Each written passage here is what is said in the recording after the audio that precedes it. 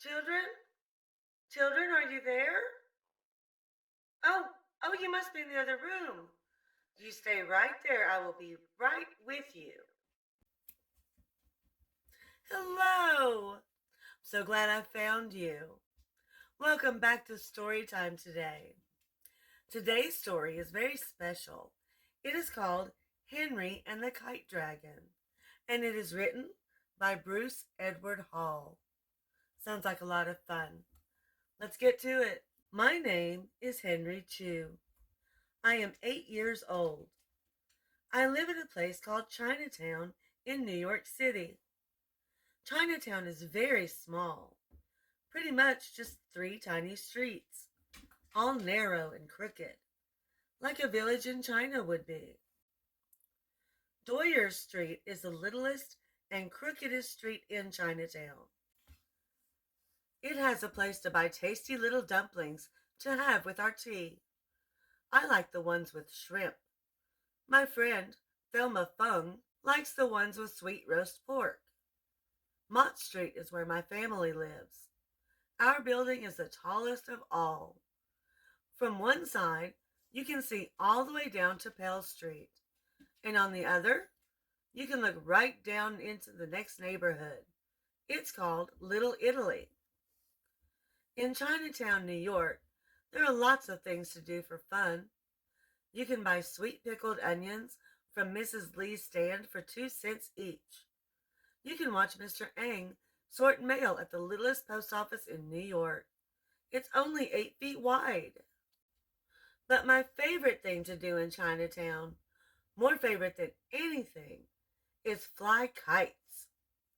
And on the top floor of my building lives a man who makes the best kites of all. The best kites in the whole wide world. His name is Mr. Chin, but we kids call him Grandfather. It's a sign of respect for his age. When he was a kid in China, everyone made kites. But his kites were the biggest and the prettiest, flew the highest, and always won first prize in all the contests. He is little and old now, and always wears a sweater with holes and worn-out brown slippers. But he still likes to climb the stairs to the roof to fly one of his famous kites shaped like a butterfly, or a caterpillar, or his specialty, a big, beautiful dragon. My friend Thelma Fung and I get to help Grandfather Chin make them. One time, we made a butterfly from broken up packing crates. The body was made from cardboard. We used the big pot of rice paste that Grandfather Chin boiled on the stove to stick on sheets of newspaper to make the wings. Grandfather Chin painted on bright orange stripes and deep purple spots, and glued on glittery gold foil and blue polka dots. Thelma Fung and I thought it was the best, most wonderful butterfly we'd ever seen. Up on the roof it was a perfect kite-flying day. A brisk breeze, not too cold, and the sunshine broken up by clouds skipping across the sky. But Grandfather Chin was not only a great kite maker, he was a great kite flyer. Slowly, he let the butterfly rise up and out and over until it caught the wind and just took off. He made the butterfly do swoops. He made it do swirls. He made it do loop-the-loops and reverse curls. Our butterfly seemed alive. A pigeon flew by, and in a flash, Grandfather Chin made the kite chase the little bird, as if our big, beautiful butterfly were going to eat him up. The pigeon flew away as fast as his wings would carry him.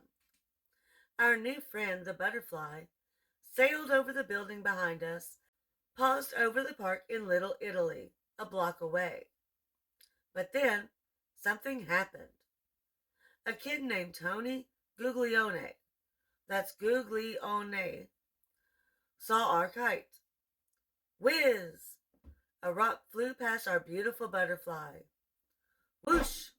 Zing! 2 more went by, one of them just nicking the wing. Then, smash! Crash, rip! A whole hail of rocks and pebbles tore through the butterfly's wings. Trembling, as if in pain, the wonderful butterfly sank slowly to the ground, right into the park. Tony and his friends tore the kite to bits. They ripped it and stomped on it and shook their fists. Tony always made trouble for us Chinese kids, and that's why we never went into the park when he and his friends were there. Grandfather Chin just watched, never uttering a word. Finally, he turned to Thelma Fung and me and said, "Well, we'll just have to go and make another one." The next day we three made a caterpillar kite. It was long and sleek, painted bright yellow with red spots, and had a face that made it look like it was surprised to be flying in the clouds at the end of a string. The sky was overcast, and there was a smell of rain in the air. Grandfather Chin made the caterpillar chase its own tail. He made it wave like the ocean. He made it squiggle and spiral. This time, 2 pigeons appeared, and Grandfather Chin set the giant caterpillar racing after them. They were terrified and shot away from the kite. But then it happened again. Whoosh went a rock. Zing went another. Then Tony Guglione tied a long string to a stone and threw it right over the caterpillar's string, like a lasso. Now Tony and his friends reeled in our beautiful caterpillar, and once again our kite was stomped to pieces. "Let's go beat them up," I shouted. "Let's get all our friends and go down there and fight them." But Grandfather Chin just shook his head. "I have a better idea. But yes, get all your friends." Oh, good, I thought. Tony and his friends will leave us alone once and for all. Soon, all our Chinatown buddies were climbing the stairs to Grandfather Chin's apartment. Everett Singh, Francis Eng, Walter Hom, Constance Ling, and others. But when we got there, we couldn't believe our eyes. Pots of paste boiled on the stove. Old wooden crates were everywhere, and so were stacks of colorful rice paper. Come on, Grandfather Chin said. "We have a kite to make." Make a kite? Now? But what could we do? After all, it was Grandfather Chin, so we rolled up our sleeves. That day's kite was a dragon. It was huge, stretching from one end of the kitchen to the other and back again. Who knew how long it was?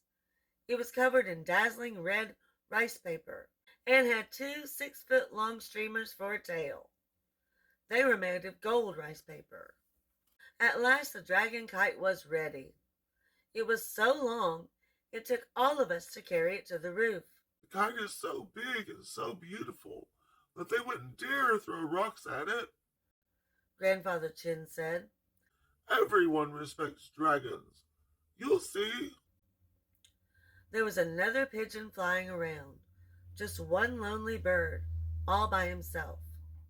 We wanted the kite to chase it, but before we could even get the dragon in the air, Tony and his friends started throwing rocks again. That's when I got really mad. "Come on!" I shouted, and led my friends down 8 flights of stairs and out into the street, leaving Grandfather Chin and the giant dragon kite on the roof alone. "Wait! Grandfather Chin called after us. Where are you going?"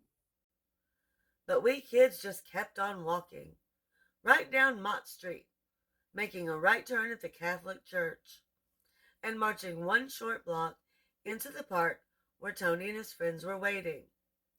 Chinese kids never went into the park when Tony Guglione was there, but we did that day. At first, Tony and his friends just stood with their mouths open. There was silence for a minute. Then Tony spoke. "Ching Chong Chinaman!" Tony Guglione jeered. "Stop it!" I yelled. "Tony Goo Goo Eyes!" He was stunned. Get out of our park. he finally sputtered. No, you get out. No, you! You! We were here first. We were all lined up, breathing hard, ready to start swinging, when all of a sudden, the sky went dark. A big splash of color seemed to stretch across the entire sky. It was so big, it blotted out the sun like a giant cloud. Grandfather Chin had launched the dragon by himself. For a moment, everyone in the park was quiet, as a gigantic creature hung in the air above our building, and then it started to dance. It made a slow curve. Everyone said, Ooh! It made a majestic swing. Everybody said, Ah! And then that pigeon flew by. The dragon darted after the little bird as if it were going to swallow it up in one bite. Stop it! Stop it! Tony screamed. That's my pigeon! Huh? We all said. Your pigeon? What are you talking about? That's when I began to understand. In Little Italy, they kept pet pigeons, homing pigeons, in cages on their roofs. He told me that homing pigeons are specially trained to always come home. He told me how our kites scared the little birds, and sometimes they flew away and never came back. And that pigeon is my favorite. Make that dragon leave my pigeon alone. Then great big Tony Guglione actually started to cry. I didn't know what to say. Thelma Fung didn't know what to say. Everett Singh, Francis Ng, and Constance Ling didn't know what to say. We all just stood there, too surprised to move. And then I got an idea. Grandfather Chin, stop! I shouted up to the rooftop. Francis Ng, Walter Hom, and Constance Ling joined in. And even Tony and his friends started shouting. Grandfather! Grandfather! What's his name? Grandfather Chin! Stop! All at once we started running up the hill to Mott Street. The Chinese kids, Tony Guglione and his friends, everybody, running and shouting. Grandfather Chin, stop! Stop! We ran right up to our building, dashed through the door and up the stairs, still shouting. Grandfather Chin, stop! Stop! By the time we got there, we were all out of breath. Grandfather, stop! Pigeon! Pet! Tony's! Please! Oh! Grandfather Chin just looked at me. Then he looked at Tony. Then he looked at my friends and Tony's friends. Finally he said, Are you all crazy? When we told him about Tony's pet bird, Grandfather immediately reeled in the big, beautiful dragon. My friends and I watched as the poor, frightened homing pigeon made a couple of big, graceful circles and flew off to a cage we could see on the roof of a building a couple of blocks away. Everyone let out a sigh of relief. And then, for the first time, Tony took a good, hard look at our dragon kite. Where did you buy it? We laughed and told him how we made kites out of packing crates and rice paper, and how Grandfather Chin painted on the faces. I guess I'm sorry we threw rocks at them. He paused. It was our pet birds we were worried about. We Chinese kids were sorry too, and we said so, one by one. Then we had another idea. From that day on, the Chinese kids fly kites in the mornings. The Italian kids fly their birds in the afternoons. The really great thing about this is now we can admire their birds, and they can admire our kites. And everybody can go to the park whenever they want. The next kite Grandfather Chin made was a brand new specialty. It was big, it was silvery, it was all shiny and shimmery. The kite he made was a giant pigeon. And now, when the kids in the park see it, all they say is, Ooh! The end. Something you should know about this story. It says this story is based on true events. When my father was a little boy in Chinatown in the 1920s, there was an old man named Mr. Chen who lived in his building. He made wonderful kites and let a few lucky birds help fly them. Henry's adventure is inspired by him. How wonderful. All right, guys. I certainly hope you enjoyed today's story. Before you leave, make sure you like and subscribe so that you don't miss a single story time with Mrs. Claus.